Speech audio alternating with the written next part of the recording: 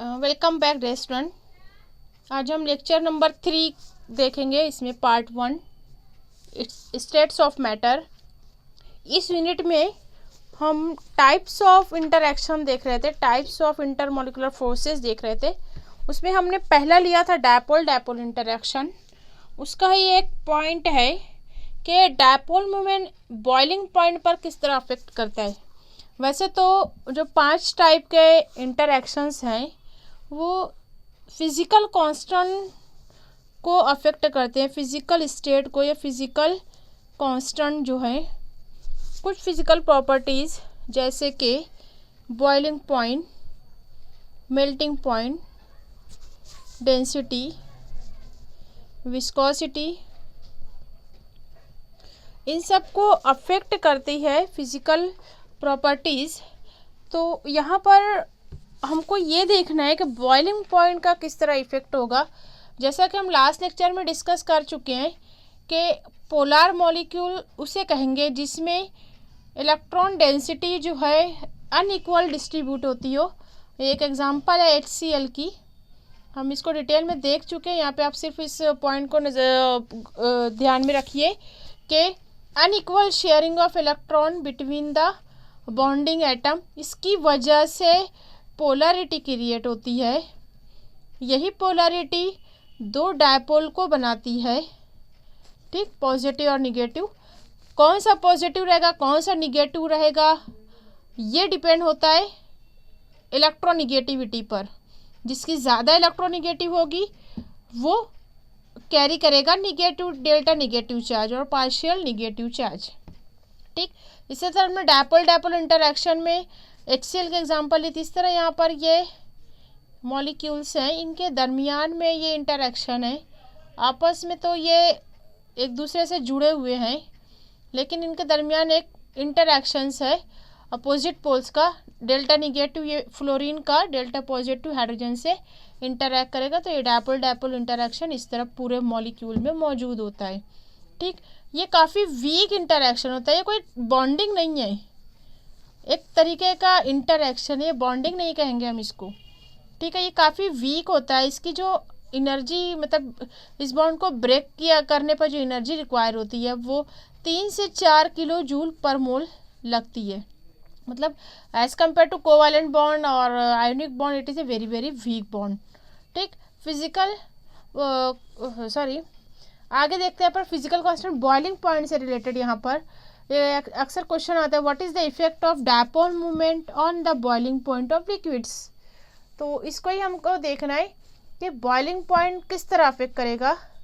जैसे यहाँ पर कुछ सब्सटेंस दिए गए, उनकी एग्जांपल है, ये होता है 3 कार्बन का प्रोपेन मॉलिक्यूल, जबकि यहाँ पर 2 कार्बन 1 ऑक्सीजन, ये डाइमिथिल ईथर कहा जाता है। अभी आप नाम के लिए इतना मत वो करो, आप धीरे धीरे सीखते जाओगे तो नाम आ जाएगा, डाइमिथिल ईथर। इसी तरह ये मीथिल क्लोराइड है, methyl chloride, this is a methyl cyanide, ठीक है। इन तमाम मॉलिक्यूल्स में आप एक चीज़ ऑब्जर्व करो, इनके मोलार मासेस जो हैं ये एटॉमिक मास यूनिट में लिया गया है, तकरीबन सेम है, तकरीबन एक जैसे हैं, नियर अबाउट, ठीक है, नियर अबाउट एक जैसे हैं, करीब करीब है 44, 46, 50, 41। लेकिन जब इनका डायपोल मूवमेंट ऑब्जर्व किया जाता है इन DBI यूनिट, तो ये देखने में आता है कि प्रोपेन जो है ये सिंपल स्ट्रेट चेन अल्केन है। इनका देखेंगे यहाँ पर कोई तरीके की पोलैरिटी नहीं है, राइट ना। मीथेन मॉलिक्यूल में कार्बन है, हाइड्रोजन है, सिर्फ हाइड्रोकार्बन भी कहा जाता है इनको। इसमें किसी टाइप का कहीं पर कोई पोलैरिटी क्रिएट नहीं हो रही है। ये क्या हो गया, that is a non polar molecule.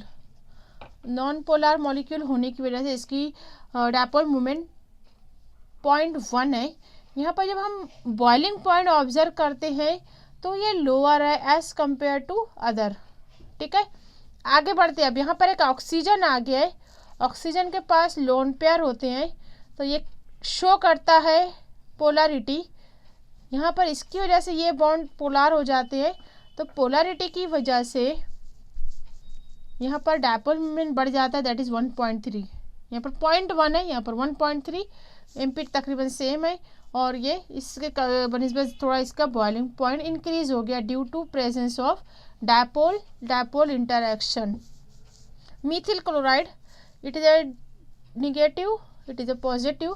फिर से यहाँ पर पोलरिटी है, ज़्यादा है पोलरिटी, इसलिए इसकी डायपोल मोमेंट बढ़ गया 1.9. Melting point boiling point also increases. 1 degree से बढ़ा है, लेकिन यहाँ पे 2 कार्बन थे, यहाँ 1 कार्बन 1 क्लोरीन. ठीक, अब यहाँ पर देखेंगे हम साइनाइड. यहाँ पर फिर से Cn माइनस जो होता है ये निगेटिव होता है, ये पॉजिटिव है.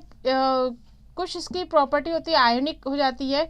Also it is a create a polarity, therefore BP is very high as compare to this. इसका मॉलिक्यूलर देखो, यहाँ पर मोलार मास से, मोलार मास किसको कहेंगे, इनके जो एटम्स हैं उनका एटॉमिक मास की जमा करना है आपस में, तो मोलार मास. ये भी हम पेपर फर्स्ट में आप देखोगे फर्स्ट यूनिट में कि मोलार मास किस तरह मालूम करते हैं.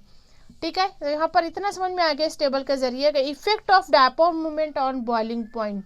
whenever boiling point whenever polarity increases the boiling point also increases. इतना पॉइंट याद रखना है आपको.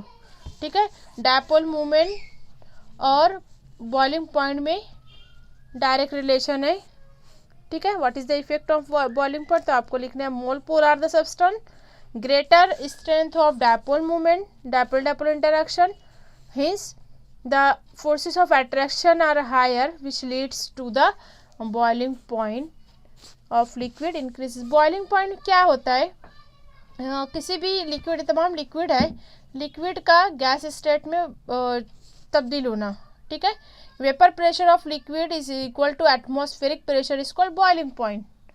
ठीक, अब हम अगले लेक्चर में आयन डायपोल इंटरैक्शन देखेंगे. सेकंड प्रॉपर्टी जो है, सेकंड इंटरैक्शन जो है टाइप्स ऑफ इंटरैक्शन में पहली होती है डायपोल इंटरैक्शन. इसके ऊपर जनरली क्वेश्चन 2 से 3 मार्क्स का पूछा जाता है, तो आप स्टडी कीजिए. और कुछ पॉइंट कोई डिफ़िकल्टी है तो आप जिस नंबर से आपको व्हाट्सअप मिल रहा है उसी नंबर पे आप कोई भी डिफ़िकल्टी पूछ सकते हो, बट रिलेटेड हो टॉपिक के और कुछ क्वेश्चन हो उसके पीछे. ठीक है, we see in next lecture the ion dipole interaction. Okay, thank you.